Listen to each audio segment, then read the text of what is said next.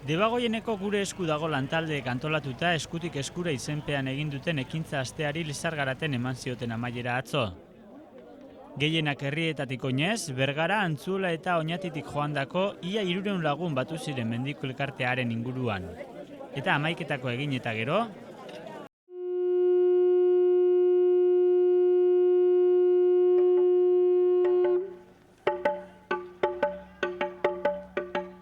erabakitzeko eskubidearen aldeko gizakatea egin zuten elkarte aurreko zelaian.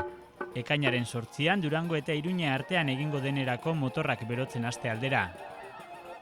Heldu, nagusi, gazte eta ume, gizon zein emakume, bide desberdinetatik iritsiak izan ziren Lizargaraten bat egin zutenak. Gure esku dago da, azken finean, jende desberdinak elkartuko daben topaleku bat erabakitze eskubideen alde.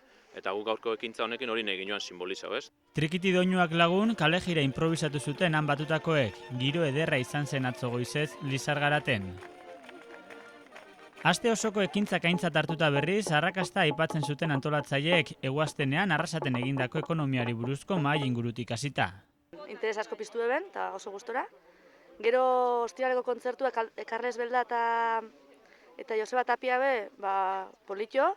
Karlesek, jentia oso gustora gatu zan behakin, eta asko konektauen publikuakin, eta oso gustora. Eta gaurkoa berriz, hemen Lizargaraten aurreikuspen danak pasaudia, eta impresionante izan da, oso pozik. Jendia jabagoia pixkat ekimena eta ezagutzen da ikusten da, ekimenera gero eta jende gehiago ziala batzen.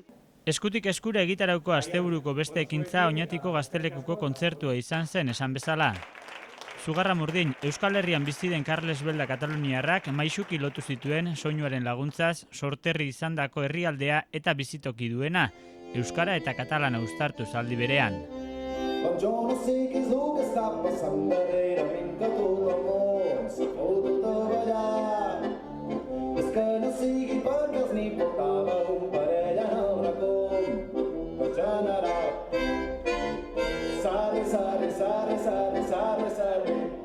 Eta bat egin zuen kontzertuaren antolatzaileen leloarekin.